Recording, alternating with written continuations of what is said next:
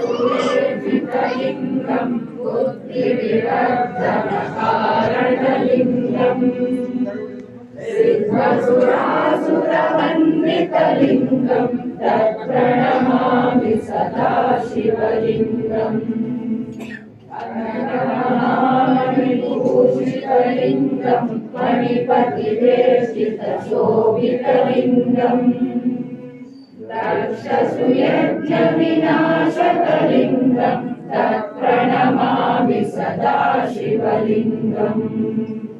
कुङ्कुमचन्दनलेपितलिङ्गं पङ्कजहालसुशोभितलिङ्गम्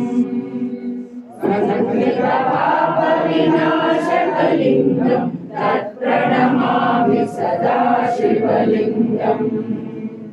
श्रीवरणाच्युतसेवितलिङ्गं पावयद्भक्तिविवेकचलिङ्गम् दिनकरकोटिप्रभाकरलिङ्गं तत्प्रणमामि सदा शिवलिङ्गम् अष्टदलोपरिवेष्टितलिङ्गं सर्वसमुद्भवकारणलिङ्गम्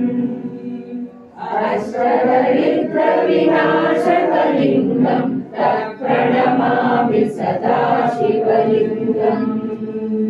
सुरसुरवरपूजितलिङ्गं सुरवनपुष्पसदाचितलिङ्गम् परमपरं परमात्मकलिङ्गं